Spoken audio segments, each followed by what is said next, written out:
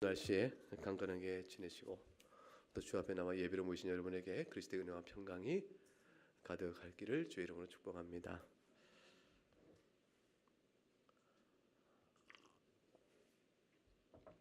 교회는 2000년 교회사 속에서 항상 시끄러웠습니다. 교회에서 하나님 나라를 보기가 참 어려웠던 겁니다. 누구나 다 안타깝게 여겼습니다. 마땅히 교회는 이래야 되는 거 아니야?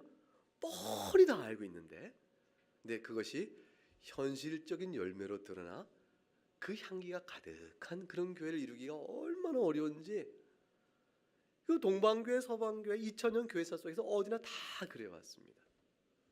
겉보기에 평안해도 속들은 아프기도 하고 겉으로 시끄럽지 않으면 교회가 비교적 훌륭한 교회였던 것입니다. 그 이유는 개개인이 다 신자로 온전치 못해서 그러기도 하죠. 개개인이 부족한 신앙인들이 하나님의 말씀의 가르침은 어미롭고 그 도리가 선명한데 거기에 각각 미치기엔 너무 부족하니까 오직 그리스도의 은혜밖에 없는데, 근데 모여 있다 보니 서로의 허물은 크게 보이고 자기의 자랑을 인정하기에 충분치 않고 아무튼 그렇게 되어져서 그러니 자연스럽게 시끄러운 것이 너무 당연한 일이지, 교회가 시끄럽지 않으면 이상한 이치에 어떻게 안 맞는 일일 수도 있게, 어떻게 보면 그렇기도 합니다. 성령 안에서 역사함이 약해졌다라고 하지만 그것이 성령 안의 역사가 교회 안에 가득하고 충만하려면 어떻게 해야 그렇게 될까요? 어떻게 해야 역사 존재하는 보이는 교회가 정말로 사랑과 화평과 진리 가운데 가득하고 충만한 향기가 드러나는 그런 교회일 수 있을까요? 우린 각각이 다 성화의 완전한 수준에 이를 만큼 많이 성장해야 될 겁니다. 그래서 사실 성경 읽다 보면 각곳 그 교회들마다, 신약성경에 나온 교회들마다 괜찮은 교회가 적고, 요한계시록 7교회 가운데서 겨우 필라델비아 교회와 서머나 교회 2교회 정도 칭찬이 있고 책망이 없고 그렇고, 다른 교회 5교회나 되는 훨씬 많은 교회들은 그렇게 책망이 많은 겁니다. 그래서 서머나 교회가 온전한 교회는 아니죠. 주님이 비교적 칭찬하신 것입니다. 결국 우리는 왜 그럴까를 한번 생각해 봐야 합니다. 왜 그럴까? 이제 한 가지 답이 나왔습니다. 우리 각각 개개인이 온전치 못하니 모여있는 무리의 모양이 온전치 못한 건 뻔하다. 그건 상식적 결론이 나왔습니다. 그런데 두 번째, 그렇다 할지라도 현실적으로 최소한의 어느 정도 일정한 질서와 화평과 사랑을 누리며 살 수는 없을까? 이런 질문을 갖고 어떻게 하면 좋을까? 현실적인 지혜로움. 그리고 우리가 절망주의에 빠져서 완전히 미래에 대한 완전한 비관주의가 돼서 원래 교회는 시끄러운 법이야 하고 시끄러운 걸 당연시 여기고 살 수는 없잖아요. 우리가 어떻게든지 그렇지 않으려고 노력을 해야 될 거 아니겠습니까? 주님께서 어떻게 가르쳐 주실까요? 어떻게 그렇게 가르쳐 주실까? 오늘 본문이 거기서 아주 중요한 한 가지 대목을 가르쳐 주세요. 그것은 뭐냐면 신앙생활을 어떻게 해야 되느냐, 신앙이 좋다는 게 뭐냐, 이거가 관련된 거예요. 우리가 신앙이 좋다는 것을 어떤 일을 잘하는 것으로 생각하면 분명히 시끄러워집니다. 근데 신앙생활은 어떤 일을 잘하는 것에 있지 않고 어떤 일을 어떻게 하느냐에 있다는 사실을 초점을 맞추면 비교적 문제 상황이 부드러워집니다. 피차간에 이 말을 기억하는 게 참 중요해요.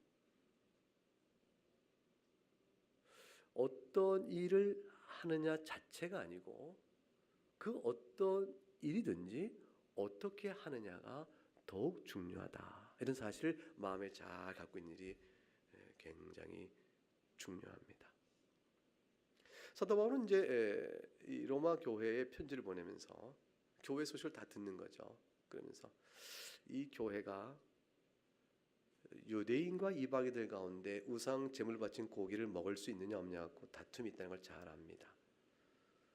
먹어도 된다는 이방인들의 주장이 신학적으로 더 옳은 것도 압니다. 그러나 유대인을 틀렸다 하고 그들을 꾸질 수 없다는 것을 알아요. 왜냐하면 유대인은 유대인들의 지식의 분량에 따라 하나님을 진시 섬기기 위한 유대 기독교인들의 헌신이기 때문에 그렇습니다.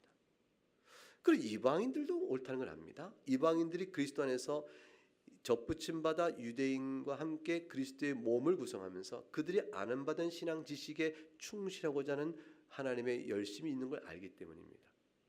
그럼에도 불구하고 같이 다툼이 아니라 하나가 되어야 될 필요성을 위해서 알아야 될 것이 있다는 것입니다. 그 알아야 될 것은 뭐냐면 가진 자가 못 가진 자와 나누며 강한 자가 약한 자의 약점을 담당하는 것이라. 바로 이것입니다. 1절 말씀입니다. 1절을 읽어보겠습니다. 시작. 믿음이 강한 우리는 마땅히 믿음이 약한 자의 약점을 담당하고 자기를 기쁘게 하지 아니할 것이라. 믿음이 강한 자가 믿음이 약한 자의 약점을 담당한다. 이 담당한다는 뭐냐면 사랑으로 보살핀다는 뜻입니다. 이 담당한다가 갈라디아서 6장 2절의 말씀과 같아요. 갈라디아서 6장 2절에 너희가 짐을 서로 지라 그랬습니다. 그리하여 그리스도의 법을 성취하라 그랬습니다. 너희가 서로 짐을 지라. 서로 짐을 지라? 이게 무슨 뜻일까요? 그러면 서로 짐을 짓는 것은 그리스도의 법을 이루는 성격을 갖는 일이다.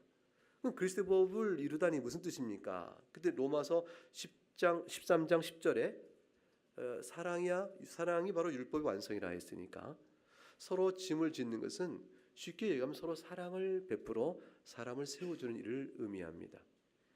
피차간에 그렇게 서로의 짐을 지라는 말씀에 비추어 오늘에 적용해보게 되면 믿음에 강한 사람이 믿음이 약한 사람의 약점과 짐을 짊어주는 것이 됩니다. 다시 말하면 믿음이 약한 사람이 실족하지 않도록 그 사람의 영적 유익을 위하여 참아줄 것을 참아주고 기다릴 걸 기다려주고 도와줄 걸 도와준다 그런 뜻이에요. 그러니까 여기는 참는 것, 기다림, 도움의 손길 이런 등등이 들어갑니다. 참고 기다림은 내면적인 것이요. 그리고 도움의 손길은 외적인 것이죠. 그렇게 해서 믿음이 강한 사람이 믿음이 약한 사람을 그렇게 대하도록 해라. 그것이 서로 짐을 지라는 말씀의 적용점이 되어집니다. 누가 믿음이 강한 사람, 누가 믿음이 약한 사람입니까? 이거는 어느 한 관점에서 보면 A가 강하고 B가 약할 수 있지만 그냥 관점을 달리 바꿔보면 이것이 바뀔 수도 있습니다.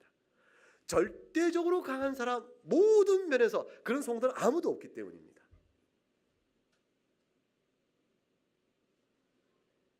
각기 잘하는 은사들이 있어요. 신앙적 은사, 육체적 은사 그 뭐든지 있습니다. 어떤 사람은 삶의 시간도 내어들 수 있는 부분이 있는 거죠. 각각 삶의 형편이 다 다양합니다. 그런 가운데 부족 부분을 서로 메워가면서 상대방을 참아주면서 또 유익을 주려고 하면서 애써 노력을 해라. 그것이 책임입니다.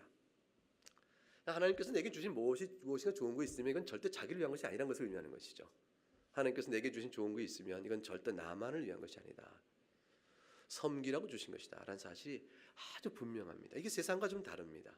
세상에서는 내게 가진 좋은 거 있으면 나를 높여주고 내가 인정받는 것입니다. 근데 교회는 오직 주님만이 인정을 받는 것이에요. 그래서 하나님께 영광을 돌리기 위하여 내게 주신 것 갖고 다른 일을 섬기면 그럼 하나님 영광을 받게 됩니다. 내게 주신 것 갖고 내가 남을 섬기지 않으면 내가 영광을 받게 됩니다. 거기에 이제 선택적 차이가 있게 되어집니다.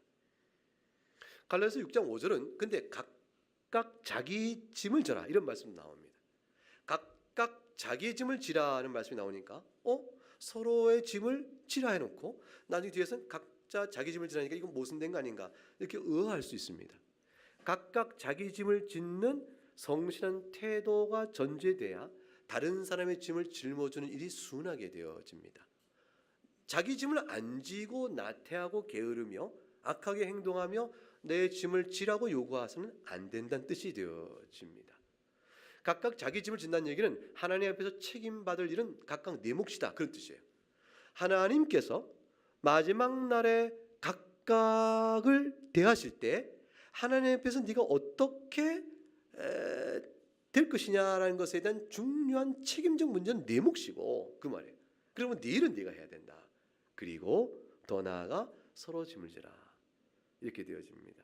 이게 별개의 문제 같지만 사실은 엮어보면 하나의 덩어리입니다.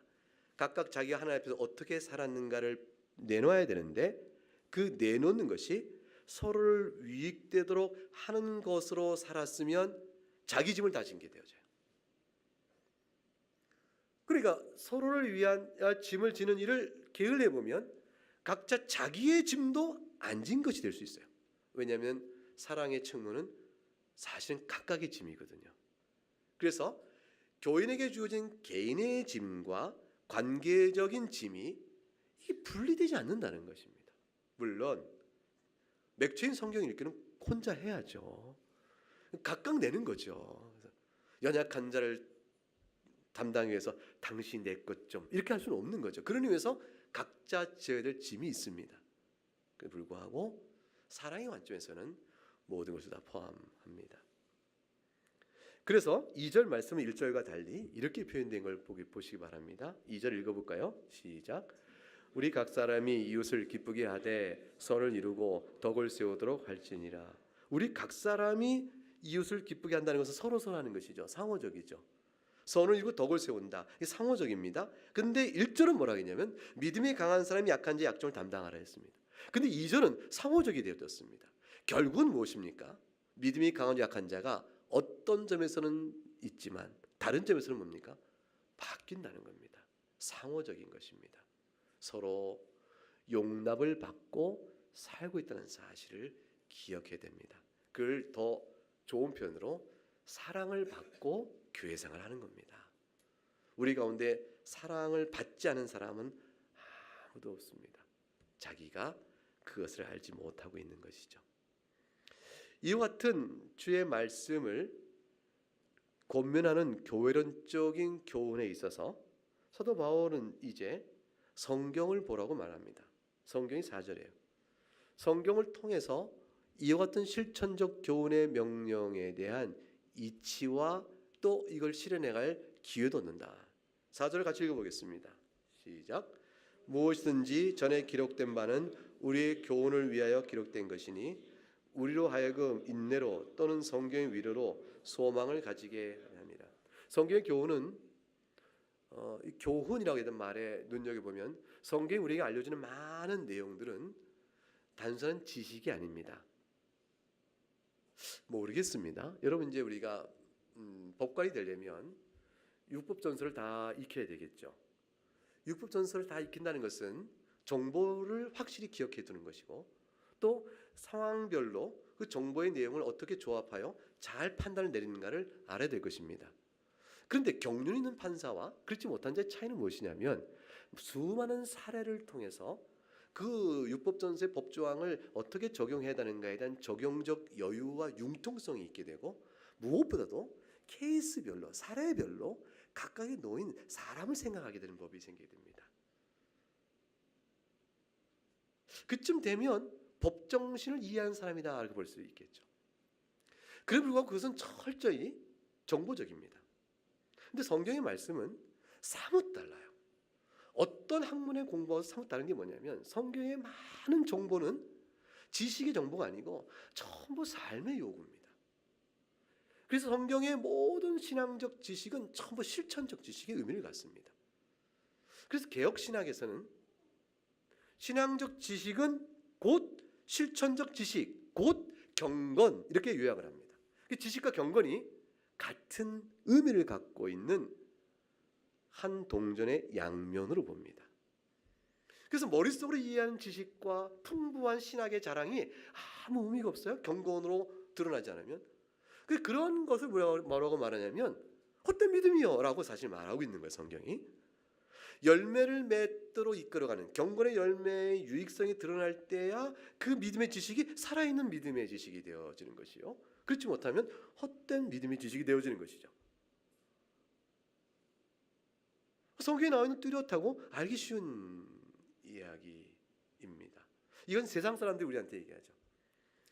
되게 이제 아이가 먼저 교회를 나가고 엄마를 전도하려고 합니다. 엄마 교회 나가자. 야 시끄럽다. 예수 믿는 것이 똑바로 살게. 네가 그렇게 하면서 뭐나 너나 잘하라 야. 이렇게 말하는 말을 많이 들을 때 그 말은 뭐냐면 밖에서 볼 때 판단이 그거죠. 예수님 믿고 죄인들 고백하고 회개했다고 살아가는데 사는 게 왜 그러냐. 네 믿음은 내가 볼 때 헛되다. 열매가 없다. 그걸 바로 지적하는 거죠. 안 믿는 사람들은 믿는 사람들의 믿음의 양태를 보고 그거를 너무 잘 알아요. 너무 쉽게 알아버려요. 이게 감추는데 금방 들통나버려요. 그건 그렇습니다. 제가 미국에서 공부하는 도중에 교통사고를 당한 한 여자 전도사님의 뒤를 따라간 적이 있어요.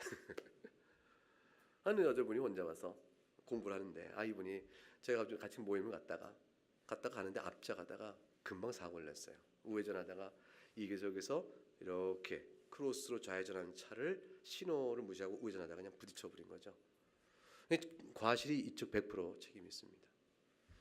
자, 부딪힌 차에서 내린 자, 피해자가 내렸습니다. 어떻게 행동을 할까요?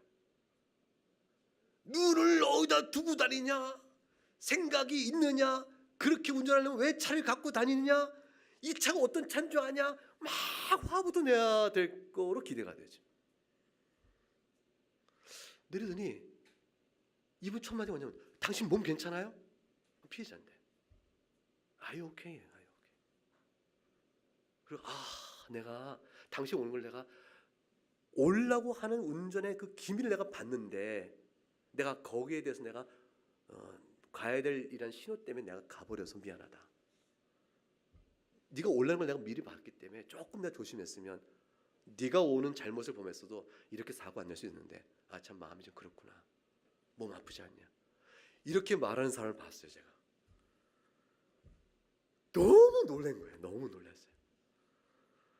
이 사람은 어떤 사람이겠습니까? 1. 크리스찬 2. 넌 크리스찬 자 맞춰보세요. 1번 기독교인이다. 2번 기독교인이 아니다. 2번 1번 몇 번 같아요? 분위기를 보세요. 몇 번 같아요? 기독교 같아요? 기독교 안 같아요? 너무 신실한 기독교인 너무 다행스럽게 기독교인이 아닐까 봐 걱정했는데 그래서 얘기 중에 하는 거예요. 참 조심해. 괜찮냐? 뭘 도와줄까? 이 처리 위해서 외국인인 걸 알고 너 보험은 있냐? 이 처리 과정을 도와주려는 거예요. 그 맨 나중에 내가 당신 기독교인이냐? 그랬어요. 뒤에 내가 봤으니까 그렇다. 어느 교회 다니냐? 그랬더니 어느 교회를 다닌다 그래. 그 교회를 제가 잘 아는 교회. 그게 목사님 누군지 잘 아는 교회고 그 지평선에서 책 번역된 나와 있는 그분의 목사님 조엘 비키 목사님이 목회하는 그 교회의 교인이었어요. 조그만 전도 책자 같은 거 하나 딱 주더라고요. 관심을 읽어봐라. 설교 책정을 읽어봐라. 한번 놀러 와라. 그랬어요. 아주 신실한 교인이었습니다. 그 순간에 기독교는 다르구나. 이 사람이 살아갈 때에 자신이 당한 일에 대해서 다뤄가는 이 태도 속에서 각 사람이 이웃을 기쁘게 하고 덕을 세우고 선을 이루어간다는 생활을 교회적으로 훈련받고 세상 속에서 실현해가는 것이죠. 교회적으로 훈련받고 세상 속에서 실현해가는 것이에요. 제가 한번 이제 사고를 일으킨 적이 있어요. 이렇게 설교하다 보면 설교가 몇 년 끝날지 모르는데 제가 이렇게 사고를 냈습니다. 그러니까 제가 신호 차선을 잘 못 지켜가지고 내리자마자 막 화를 내시는 거예요. 이제 자기가 좀 화가 나죠. 근데 크게 상처 안 났어요. 크게 상처 안 났는데 밤이라 봤더니 아마 조금 기스가 났는데 뭐 큰 충돌도 아니고 살짝 접촉인데 근데 자기가 놀랬다 이거죠. 그럼 얼마나 화를 낸지 모르겠어요. 제가 하다못해 너무 화를 내길래 상황에 비해서 화 그만 내세요. 제가 잘 알아들었고 이건 내가 책임질 테니까 그냥 잘 하시면 되잖아요. 그랬더니 뭐라고 하는 줄 알아요? 화를 나게 해놓고 화를 내지 말라고 말하는 게 더 화나게 나는 거 알아요? 혼자 점점 피네 이러면서 더 화를 냈어요. 그래서 그 화내세요. 그래서 근데 더 화가 나요. 아무렇게 해도 화가 나는 거죠. 저는 이게 무조건 잘못했다고 이해되는 거니까.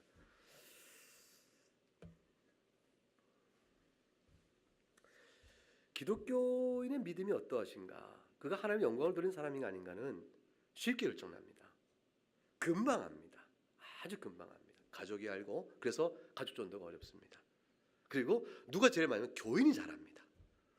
교인들은 피차간에 비교적 자주 만나게 돼. 일주일에 한 번씩 만나고 이런 일을 같이 하기 때문에 서로 다 잘합니다. 직장은 오히려 교회보다 쉬워요. 왜냐하면 이해관계에 있어서 서로 도와줘야 될 때가 있고 도움 필요할 때니까 참아내기도 합니다. 하나님께서는 교회가 시끄러운 줄을 너무 잘 아시는 거예요. 오늘 말씀 주신 겁니다. 믿음이 강한 자는 약한 자의 약점을 담당해라. 서로 이웃을 기쁘게 하고 선을 이루고 덕을 세워라. 그런데 그런 걸 위해서 할 수 있도록 하기 위해서 성경을 주었으니 성경을 읽고 잘 살피라. 성경의 지식은 이론적 지식이 아니요 실천적 지식이라. 다 경건이라. 그럼 뭘 배우는데요?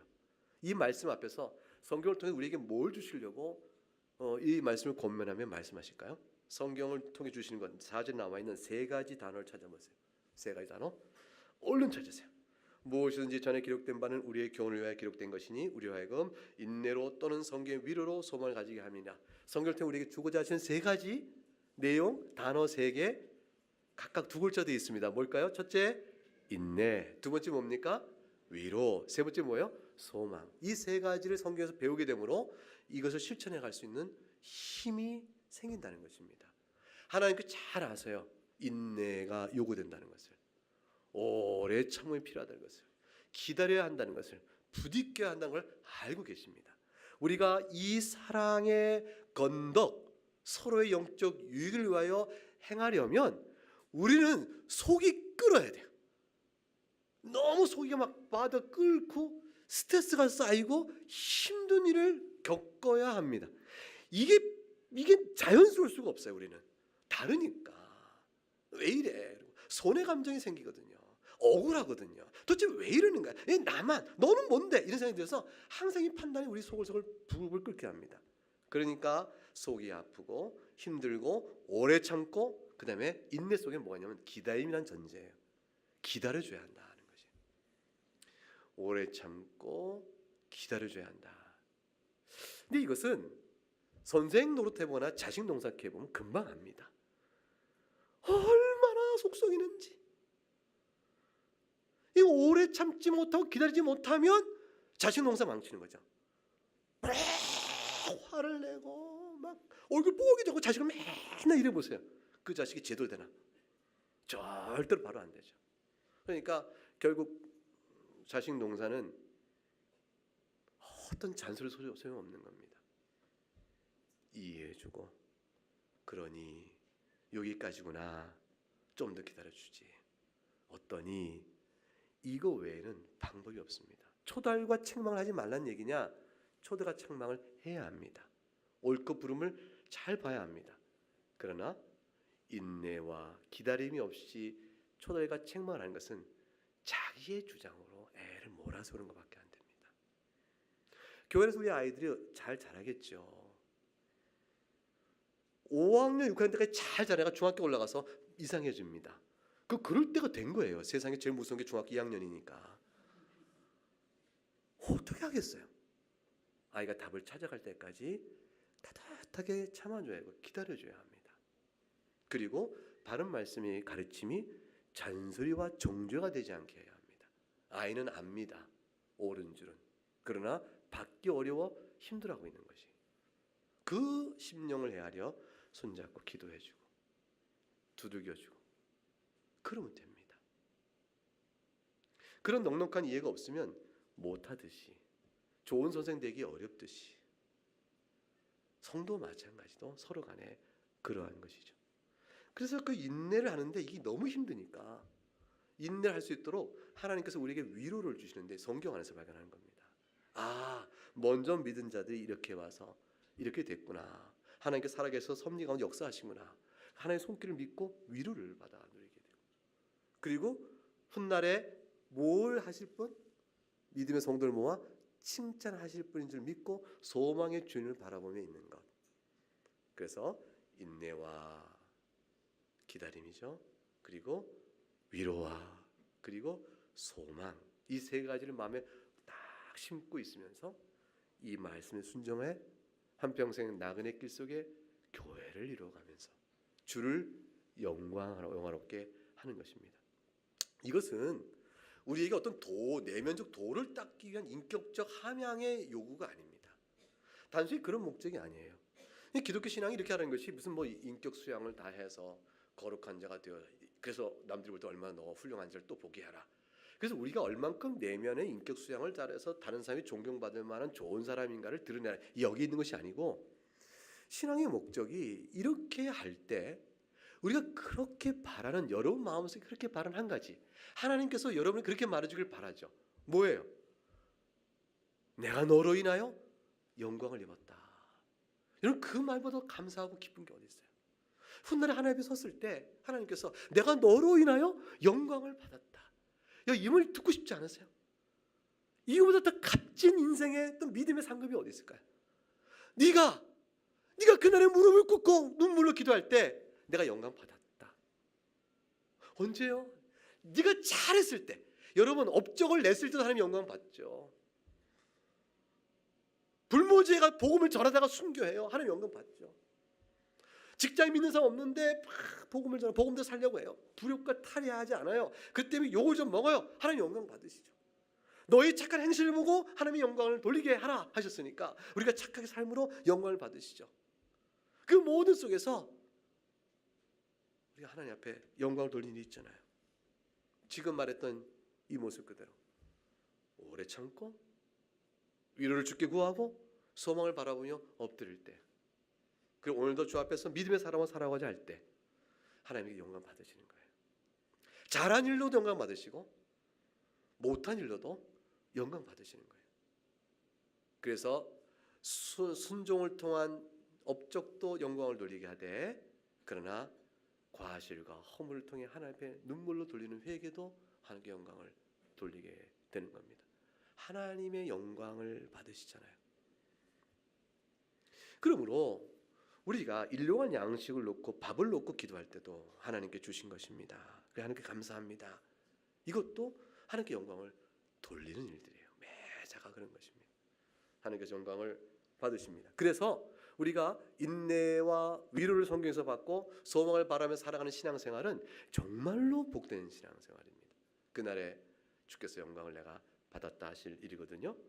자, 그래서 3절 이 일에 대한 본이 있습니다. 우리에게 본을 보신 분이 누구냐면 그리스도입니다. 3절 읽어보겠습니다. 시작. 그리스도께서도 자기를 기쁘게 하지 아니하셨나니 기록된 바 주를 비방하는 자들의 비방이 내게 미쳤나이다 함과 같으니라. 주님께서 이게 시편 69편 9절 말씀을 인용한 거죠. 주님께서 자신을 기쁘게 하지 않으셨다. 이게 그렇죠. 하늘 보좌를 비우시고 자기가 사람을 오시사 하나님의 영광을 스스로 취할 것으로 여기지 아니하시고 사람의 수치와 모멸을 자기가 받을 것으로 감당하셨습니다. 그러니까 신성이신 그리스도께서 인성을 같이 가지셨으니 그것으로 인하여 자신이 구속사역을 위해서 우리를 구원할 사역을 위해서 자신을 기쁘게 할 일을 하지 아니하시고 하나님 뜻에 따라 순종한 겁니다. 예수님께 기뻐하신 일은 뭐였냐면 나를 보내신 자의 뜻을 이루는 데 있다 그러셨어요. 내 양식은 내 기쁨이라고 하셨습니다. 그러니까 주님이 정말 기뻐하신 것은 자신 뜻대로 행하는 것이 아니요 자신을 보내신 하나님의 뜻대로 행함이었다 그랬습니다. 하나님 뜻대로 행하면 무엇을 의미냐면 이것이 바로 하나님께서 우리에게 7절 말씀 읽고 7절 말씀 시작. 그러므로 그리스도께서 우리를 받아 하나님께 영광을 돌리심과 같이 너희도 서로 받으라. 그리스도께서 우리를 받는 것, 이것이 하나님 뜻대로 순종하는 것이었습니다. 자, 창세전에 성부, 성자, 성령 삼일체 하나님께서는 성부 하나님께서 계획을 세우셨습니다. 그걸 우리가 신학적으로 작정 그렇게 말합니다. 이 세상을 만들고 지금 펼쳐지는 모든 역사, 그것들 쭉 앞으로 펼칠 역사까지 하나님께서 작정을 다 하셨어요. 그 작정 역사를 실행해 가시는데 그중에 하나님께서는 아주 특별한 계획을 가지셨어요. 그것은 뭐냐면 하나님이 선택한 백성들을 그리스도 안에 두셔서 그들이 죄 가운데 용서받아 하나님의 거룩한 백성이 되게 하심으로 하나님 나라를 이루시는 작정을 하신 것이에요. 이런 작정의 성격은 우리가 성경을 통해서 배우게 된 겁니다. 그러니까 하나님께서 세상을 왜 만드셨지 그러면 뜻이 있었던 것이에요. 세상의 마지막 결국에 주께서 다시 오시니까 오셔서 의인과 악인을 구분하여 하나님 나라를 새하늘과 새 땅에서 이루어 가시니까 이 세상의 목적은 이 자체에 있지 않고 진행되고 있는 특별한 방향성에서 목적이 이루어져요. 그럼 우리가 하나님 이 세상을 왜 만드셨어요? 그러면 세상의 끝을 보자. 그걸 알게 되는 겁니다. 끝을 봤더니 의인과 악인을 구분해 가신다. 의인과 악이라는 것이 다 그리스도 안에 있는 것이거든요. 그리스도 안에 있으면 의인이요. 그리스도 바깥에 있으면 악인인 것입니다. 죄의 문제가 해결되면 의인이요. 죄의 문제가 해결되면 악인인 것이죠. 죄값대로 심판받을 자는 악인, 죄의 용서를 받은 자는 의인이 된 겁니다. 그러니 죄의 용서를 받은 자의 무리를 주님께서 하나님 아버지께서 선택을 하셔서 그리스도 안에 다 두신 것이죠. 너희는 죄의 용서를 받아 그리스도 안에서 용서받아 하나님의 자녀가 되어진다. 그래서 예수 성자 하나님께 성부 하나님이 택한 무리를 성자 하나님께서 성부 하나님의 뜻대로 받으시사 자기가 이들을 위하여 이 죄값을 위하여 친히 사람이 되어 죽기까지 순종하기로 약속하셨습니다. 그게 성부와 성자의 약속이라고 그래요. 성부와 성자의 비밀한 약속이죠. 이건 성경을 통해 흔적으로 보여서 우리가 이렇게 가늠해 보고 있습니다. 그 약속을 실현하기 위해 성자께서 때가 되어지면 사람이 되신 거예요. 오셔서 33년을 사시면서 하나님 아버지의 영원전의 그 약속을 이루기 위하여 자신이 이 땅에 사는 동안 나를 모르신 자의 뜻에 조금 더 어긋나니까 살아가신 것이죠. 그래서 하나님께서 택하여 주신 그 영혼들 우리예요. 우리를 받으시는 거예요. 그 받으시는 행위가 하나님 뜻에 순종하니 그 뜻을 세우신 자의 영광을 높여드리는 것이 되어집니다. 예수님께서는 그래서 이 땅에 사는 동안에 순종으로 하나님께 영광을 돌린 겁니다. 그처럼 7절 하반절에 너희도 서로 받으라 그랬습니다. 그처럼 너희도 서로 받으라. 그것은 뭐냐면 너희도 서로 받으면 어떤 일이 벌어질까요? 하나님께 영광을 돌리는 일이 벌어진다는 것입니다. 서로 받으면 하나님께 영광을 돌리는 일이 벌어집니다. 그래서 하나님께 영광을 돌리고 싶으면 인내하시고 위로받으시면서 이렇게 서로 돌아보세요. 서로 받으세요. 서로 받으시면 하나님께 영광이 돌려져요. 하나님께 그거 하나 다 일일이 기억하신다는 겁니다. 다 기억하세요. 마음쓰 하나, 마음에 부딪히 돌아서 하나님께 기도했던 것, 하나님 힘들어요. 너무 힘들어요. 그래도 그 기도한 것 하나님 다 받으세요. 다 기억하십니다. 그래서 5절과 6절 말씀 읽어보겠습니다. 시작. 이제 인내와 위로의 하나님이 너희로 그리스도 예수를 본받아 서로 뜻이 같게 해주사 한 마음과 한 입으로 하나님 곧 우리 주 예수 그리스도의 아버지께 영광을 돌리게 하려 하노라. 인내와 위로의 하나님 무슨 말씀이죠? 인내하는 줄을 아시는 하나님께서 또한 위로를 주시는 하나님이시죠. 하나님 자신께서는 우리의 인내를 다하시고 또 위로를 주시는 하나님이신데 그걸 통해서 소망을 가지고 예수님을 본받아. 예수님을 본받을 수 있나요? 예수님은 하나님으로서 인간이 되셨고 또 성령의 완전한 충만함을 이루신 분이기 때문에 우리가 감히 본을 따라 행할 수 없는 높은 또 깊은 수준의 거룩성을 이루셨죠. 우리가 예수님이 하나님 아버지의 뜻에 순종한 것처럼 우리도 순종할 수는 결코 없습니다. 그렇기 때문에 예수님은 우리가 본받을 대상이라는 말에 거부감 느끼는 분이 있어요. 안 될 일을 왜 말하느냐. 예수님은 우리의 허물을 용서하시는 구원의 주님이시지 우리의 본이 대상이 아니다라고 퍼직된 분이 있어요. 극단적 견해입니다. 반대로 예수님은 우리의 본이 되실 분이다. 그분을 본받아 우리가 구원을 받는다 그러면 그 극단적 견해입니다. 우리가 어떻게 예수님을 본받아 구원에 이르겠습니까? 근데 어떻게 예수님이 우리의 구원하신 분이지만 본이 대상이 아니라고까지 말할 수 있을까요? 이건 성경적 원리 틀리죠. 적당한 수준에서 우리 눈에 맞춘 본이 대상이 됩니다. 그래서 성경 뭐라고 말하냐면 사도 바울이 너희는 나를 본받으라. 응? 당신을 왜 본받아야? 내가 주님을 본받은 것처럼. 내가 그리스도를 본받은 것처럼 너희는 나를 본받으라 말씀하시므로 결국 우리 시선이 어디로 가게끔 해요? 그리스도를 본받게 하는 겁니다. 그래서 우리는 예수님처럼은 될 수 없지만 예수님의 가신 길을 따라가려고 하나님의 도우심을 구할 수 있으니 이게 하나님 기뻐하시는 모습이에요. 그래서 적당한 법인에서 예수님을 본받아 서로 뜻이 같게 해야 합니다. 인내가 필요하고 위로로 도우실 것입니다. 그래서 6절 말씀 한 마음과 한 입으로 이게 오늘 설교 제목이죠. 하나님 곧 우리 주 예수 그리스도의 아버지께 영광을 돌리게 하려 하노라. 여기서 참 줄치세요. 하나님 줄치고 아버지를 줄치세요. 이 하나님과 아버지는 곧으로 되어 있어서 풀이해놓고 있는데 헬라어는 곧이라는 단어가 없이 그냥 순표로 이어져요. 이 예수 그리스도께서 하나님이라고 할 때는 예수님이 철저히 인성 가운데 바라보시는 하나님이에요. 근데 아버지다, 그분 아버지 누구죠? 신성에 따라 아버지세요. 그러니까 예수 그리스도의 이중적 신분이 드러나죠. 하나는 신성에 따라 하나님이신 그분께서, 인성에 따라 어떻게 돼요? 중보자로 있으면서 하나님을 하나님이라 부르게 되어집니다. 그러므로 하나님을 하나님으로 부르면서 아버지 그럴 때는 우리가 하나님을 아버지라 부른 것과 똑같은 입장이에요. 그런데 그분께서 신성에 따라 제2격 하나님이시니까, 성자시니까 성부 하나님을 아버지라고 또 부르세요. 예수님은 인성에 따라서 온전히 순종하신 것이에요. 메시아로서 중보자로서 온전히 인성에 따라 순종하신 분이에요. 그래서 자기를 보내신 성부 하나님께 성자 하나님으로서 약속을 이루신 분이라는 뜻을 나타냅니다. 하나님께 영광을 돌리기를 원하시는 성도가 되어야 할진데, 하나님께 그날에 하나님께 저에게 그렇게 말씀하실까요? 김 목사, 너에게 내가 영광을 받았다. 그 말씀 주실까요? 내가 너로 인한 수치와 오욕을 당했다. 그 말씀 예수 그리스도 십자가 앞에 나갈 따름입니다.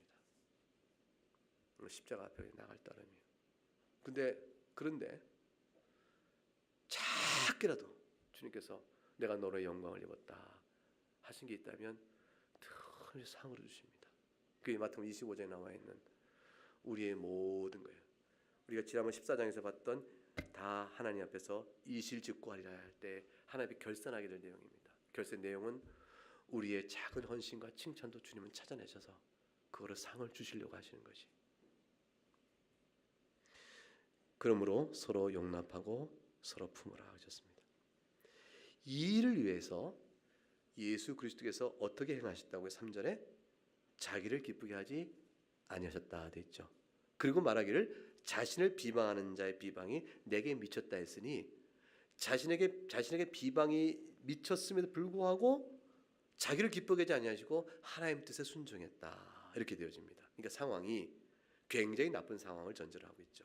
그런데도 예수님 십자가에서 저들의 죄를 알지 못하오니 사하여 주옵소서라고 말씀하신 죽음의 마지막 가장 영혼의 고통의 극치 이른 순간을 얘기 안 들고 비방하는 자 비방이라고 얘기했어요.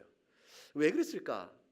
이거를 이제 주석가들 가운데 얘기를 하신 분이 있어요. 제가 재밌는 관찰해서 이거 참 주석가 재밌는 관찰을 했네. 그래서 그냥 비방 당했다, 그런 참으셨다, 그걸 충분히 됐는데 왜 십자가에 당하신 가장 고난의 극치를 얘기하지 않고 비방을 얘기했을까? 그 주석가의 이 묵상은 어디에 결론이었냐면, 그 결론에 제가 맞다 그랬습니다. 우리를 위한 것이다. 우리는 예수님이 십자가에 죽으심처럼 우리가 서로 죽음을 당하기까지 사랑하자, 이런 말하면요 실감이 안 나는 거예요. 근데 주의 얼굴에 침을 뱉고 손가락질하고 모욕하고 그럴 때는 일상 가운데 당하는 일들이에요. 이게 훨씬 가깝습니다. 그래서 주님께서도 일상 가운데 이렇게 어려운 가운데 계셨다. 훨씬 우리에게 적용적 교훈이 쉽게 다가온다, 그런 뜻이 아니겠느냐라고 풀이 났어요. 제가 충분히 일리가 있다 생각했습니다. 여러분이 생활 속에서 이러한 비슷한 경험이 느껴지거든 여러분보다 먼저 우리 주 예수께서 그 일을 겪으셨다는 사실을 기억해 두시기 바랍니다. 그리고 보면 주를 따랐던 신실한 사람들은 사도들로부터 해서, 아니 구약의 백성 말할 것 없이 얼마나 많은 분들이 그랬는가를 생각해 보면 외롭지가 않은 것이죠. 나만이 아니구나, 이렇게 생각할 수가 있습니다. 두 번째 사도 바울이 오늘 본문에서 하나가 되어야 될 사실에 대해서 강력하게 얘기하는 어마어마한 것은 뭐냐면 구속사 전체 흐름이 그랬다는 것이에요. 이게 뭐냐면 이방인과 유대인의 하나됨입니다. 예수님께서 원수를 하나 되게 하시기 위하여 어떠한 희생적 사역을 이루셨는가? 그런 엄청난 일들을 이루셨으니 교회 안에서 사소한 다툼으로 서로를 내세워 용납지 못한다면 말이 되겠냐? 지금 이렇게 설명되는 거죠. 자, 그게 무슨 얘기냐면 9절 말씀, 8절 말씀과 9절, 8절과 9절을 읽어볼까요? 시작. 내가 말하노니 그리스도께서 하나님의 진실함을 위하여 조상들에게 주신 약속들을 견고하게 하시고 이방인도 그 긍휼하심으로 말미암아 하나님께 영광을 돌리게 하심이라. 그것까지 읽었습니다. 두 가지죠. 하나는 뭐냐면 8절은 할례의 추종자가 되게 하셨다. 예수 그리스도께 유대인들에게 주신받은 약속을 견고케 하시려고. 유대인의 구주이신 거죠. 예수님은 유대인의 메시아입니다. 그런데 또한 9절에 보니까 이방인도 그 긍휼하심을 말미암아 하나님께 영광을 돌리게 하였으니 이방인들이 또한 메시아가 되는 겁니다. 그리스도가 되는 것이죠. 메시아와 그리스도는 히브리어와 헬라어의 똑같은 단어를 표현한 것이므로 유대인의 메시아는 이방인의 그리스도인 겁니다.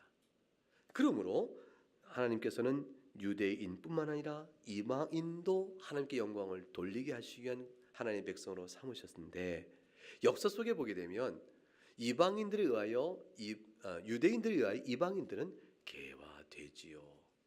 하나님께 버림받은 자 취급받았고 이방인들 유대인들의 그런 태도에 대해서 강한 적개심과 그들의 배타심에 참아내지 못한 사람들이었습니다. 서로 원수지간이었습니다. 그런데 이들을 누가 묶어버려요? 예수 그리스도께서 묶습니다. 그것을 나타내 보려고 주께서 하신 일들을 보이려고 9절, 10절, 11절, 12절 계속 구약 성경을 인용하여 설명해 주고 있습니다. 이 구약 성경 4절의 인용은 시편의 2편이요 그리고 율법서 신명기인 모세 오경 가운데 한 권이요 또 하나는 이사야서 선지서 가운데 가장 대표 선지서 하나를 인용합니다. 그러므로 모세 율법과 시편과 선지서에 기록된 모든 것이 나를 가리켜 한 것이라는 말씀은 그대로 성경 전체 속에 담겨져 있는 예수 그리스도에 관한 계시사 예수 그리스도의 구속사에 관한 계시의 내용의 의미가 뭔가를 쫙 하나씩 뽑아서 압축해 설명해 납니다. 그건 다 뭐였냐면 하나님께서는 태초에 유대인뿐만 아니라 역사 속에 흩어진 이방인들 가운데도 하나님의 백성을 다 불러 모아 그리스도 안에서 하나가 되게 하려 하심이니라. 그거예요. 그러니 원수 되었던 유대인과 이방인이 그리스도 십자가 안에 하나가 되어져 하나의 교회여 새 사람을 창조하셔서 너희가 하는 교회를 세웠으니 이 교회 안에서 이방인 유대인하고 다투겠느냐? 이 교회 안에서 무엇으로 너희가 하나 되게 함을 해치며 다투겠느냐? 하나님의 이 엄청난 구원 역사의 대흐름 속에 그리스도께 하신 일을 보라. 개인적 신앙 인격 속에서 다투지 말아야 돼라는 차원을 넘어서서 거대한 구원 역사의 흐름조차도 이미 하나가 되는 일로 목적을 갖고 그 목표점을 향해 이끌어 왔느니라. 거슬리겠느냐라는 거예요. 거슬리겠느냐. 자, 그래서 하나씩 보면 9절은요. 기록된 바 읽어봅니다. 시작.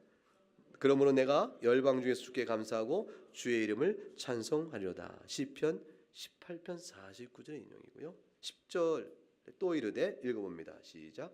열방들아 주의 백성과 함께 즐거워하라. 신명기 32장 43절의 말씀이고 11절 시작. 또 모든 열방들아 주를 찬양하며 모든 백성들아 그를 찬송하라. 시편 117편 1절. 2절밖에 안 돼요. 시편 117편은. 근데 그 중에 한 절입니다. 이사야서가 이르되 시작. 이새의 뿔이 곧 열방을 다스리기 위하여 일어나시는 이가 있으리니 열방이 그에게 소망을 두리라. 자꾸 보면 이걸 실행하신 분 12장의 예언적 메시지를 두고 앞에서는 하나님의 구원 사역에 큰 의미를 풀어줍니다. 열방 중에서 하나님을 감사하는 찬송이 있게 하실 것이라. 10절 그를 열방들아 초대합니다. 주의 백성과 함께 즐거워하자. 11절 모든 열방들아 주를 찬양하며 모든 백성 그를 찬송하라. 이 모든 열방 모든 백성 같은 뜻입니다. 그러니까 11절 말씀은 이방인들이 독립적으로 찬송하는 것까지 포함되죠. 그래서 유대인과 함께 찬송하자. 너희를 초대한다. 이방인들아 너희들끼리라도 찬송해라. 이 모든 일이 어떻게 가능합니까? 12절에 이사야가 이르되 이새의 뿔이 그분 때문이다. 이새의 뿔이 누구죠? 이새는 다윗의 아버지잖아요. 다윗의 아버지니까 이새의 뿌린 다윗을 의미하고 열방을 다스리게 일어나신 이는 다윗 자체일 뿐 아니라 다윗의 후손 오실 그분을 가리키는 것이라. 이 다윗의 후손 오실 그분 누구죠? 예수 그리스도예요. 마태복음 1장 1절에 뭐라고 되어 있습니까? 아브라함과 다윗의 후손 예수 그리스도의 계보라. 이 마태복음 1장 1절이잖아요. 이것이 헬라 원문은 다윗의 후손이요 아브라함의 후손 예수 그리스도의 계보예요. 순서와 어찌 됐건 왕권을 가지고 오시는 다윗의 후손이요 언약의 최초의 담지자여 믿음의 조상이신 아브라함의 후손이에요. 그 말은 뭘 의미하냐면 예수님께서 오셔서 하신 일은 아브라함의 언약을 통해서 주신받은 모든 구원의 언약의 성취로 오신 분이요 동시에 그 언약의 성취로 이루어질 하나님 나라의 왕권적 상징이었던 다윗의 최종적인 근원적인 원형이라는 것이죠. 하나님 나라의 왕권을 가지시니요 이 왕권의 하나님 나라는 언약을 통해 이루어지니 아브라함 언약의 근원이라는 거예요. 이것을 보이려고 마태복음 1장 1절에 쓴 거죠. 그 말씀을 지금 15장 9절부터 12절에 그 말씀을 쭉 통해 주고 있는 겁니다. 결국 이것은 예배소서 2장에 나와 있는 말씀의 다른 바가 아닙니다. 성경을 찾아보겠습니다. 예배소서 2장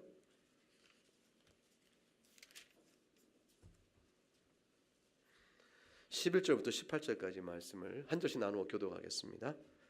그러므로 생각하라. 너희는 그때의 육체로 이방인이요 손으로 육체 행한 할례를 받은 무리라 칭하는 자들로부터 할례를 받지 않은 무리라 칭함을 받는 자들이라. 그때 너희는 그리스도 밖에 있었고 이스라엘 나라 밖에 사람이라. 약속의 언약들에 대하여는 외인이요 세상의 소망이 없고 하나님 없는 자이다. 이방인을 가리키죠. 이제는 전에 멀리 있던 너희가 그리스도 예수 안에서 그리스도의 피로 가까워졌느니라. 그는 우리의 화평이신지라. 둘로 하나를 만드사 원수된 것 곧 중간에 막힌 담을 자기 육체로 오시고 법조문으로 된 계명의 율법을 폐하셨으니 이는 이 둘로 자기 안에서 한 세 사람을 지어 화평하게 하시고 또 십자가로 이 둘을 한 몸으로 하나님과 화목하게 하시니라. 원수된 것을 십자가로 소멸하시고 또 오셔서 먼 데 있는 너희에게 평안을 전하시고 가까워 있는 자들에게 평안을 전하셨으니 이는 그로 말미암아 우리 둘이 한 성령 안에서 아버지께 나아감을 얻게 하려 하십니다. 한 성령 안에서 이방이나 유대인이나 다 아버지께 나아가게 함을 얻게 하려고 하시니라. 14절 율법으로 원수된 것을 육체로 허무시고 15절 율법을 폐하셨사 한 이 둘로 세 사람을 지으셨다. 그런 19절 너희는 외인도 아니요 나그네도 아니요 성도요 동일한 시민이요 하나님의 권성이라. 유대인이나 이방이나 다 그리스도 안에 있는 자들은 사도와 선지자들 터 위에 세월 있는 자들이요 그리스도 예수께서 친히 모퉁이 돌이 되셨으니 그의 건물마다 서로 연결되고 주 안에 성전이 되어 성령 안에서 하나님이 거하실 처소가 되기가 그리스도 예수 안에 함께 지어져 가느니라. 함께 지어져 갈 처소로서의 건물로서의 우리들은 교회적인 표현들은 가장 중요한 게 뭘까요? 균형과 결합이죠. 전체의 구조적 균형이 이루어져야 됩니다. 구조역학이 필요한 것이죠. 구조역학적으로 어긋나면 무너지게 되어 있습니다. 구조역학적으로 아무리 일치돼도 결합되지 않으면 다 무너집니다. 교회는 그렇게 세워지는 겁니다. 성령의 끈으로 묶어지니 성령의 열매로 서로 용납하고 사랑하는 데 있습니다. 그것을 위해서 우리에게 은사도 주신 것이요 그것을 위해서 하나님 영광 받는 부분이 무엇인가를 오늘 이렇게 자세히 설명하고 있는 겁니다.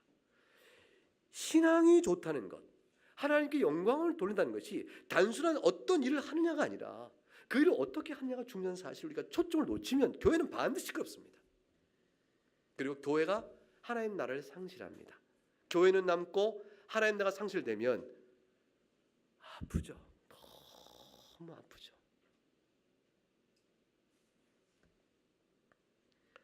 결론을 짓겠습니다. 로마 3장 10절에 의인은 없느니 하나도 없다고 되어 있습니다. 우리 가운데 의인이 없습니다. 로마 3장 23절에 모든 사람이 죄를 범했으면 하나님의 영광에 이르지 못하였다 했습니다. 우리는 하나님의 영광에 이르지 못한 자들이요 하나님께 영광을 돌릴 수 있는 자들이 아닙니다. 오직 예수 그리스도 안에서만 가능합니다. 그게 로마 3장 24절입니다. 그리스도 예수 안에 있는 성령으로 말미암아 하나님의 은혜로 값없이 그랬다 하심을 받은 자 되었느니라. 그것 때문에 하나님께 영광 돌릴 수 있는 기반이요 기초요 토대요 구실이 명분이 우리에게 주어지고 자격이 주어졌습니다. 어떻게 살아야 될까요? 로마서 15장 7절 말씀 같이 읽어봅니다. 15장 7절 시작. 다시 찾아보세요. 15장 7절 본문입니다. 시작. 그러므로 그리스도께서 우리를 받아 하나님께 영광을 돌리신 것 같이 너희도 서로 받으라. 그리스도께서 우리를 받으셨음을 믿나요? 여러분 다 받으셨습니다. 그렇죠? 언제 받으셨습니까? 로마서 5장 8절 우리가 아직 죄인 되었을 때에 그리스도께서 우리를 위하여 죽으심으로 하나님께서 우리에 대한 자기 사랑을 확증하셨습니다. 우리가 서로 받아야 됩니다. 언제 받죠? 그 사람이 훌륭해질 때까지 기다렸다 받는 것이 아닙니다. 서로 지금 현재 그대로 받는 겁니다. 언제라도 그대로 받는 것입니다. 그러면 하나님께서 영광을 받으십니다. 그래서 6절 한 마음과 한 입으로 서로 안에 연합되어집니다. 그리하면 2절 각 사람이 이웃을 기쁘게 하고 선을 이루고 덕을 세우는 교회 참된 주심의 긍정적이며 합당한 열매가 우리 가운데 맺어지게 됩니다. 우리의 영적 생활이 유익되지고 행복한 신앙생활의 맛을 볼 수 있게 됩니다. 왜냐하면 여기에 하나님 나라가 있기 때문입니다. 성령 안에 있는 의와 평강과 희락이 있음을 조금 더 맛볼 수 있기 때문입니다. 자, 이 말씀 들은 대로 받으신 은혜를 생각하면서 함께 찬송하겠습니다.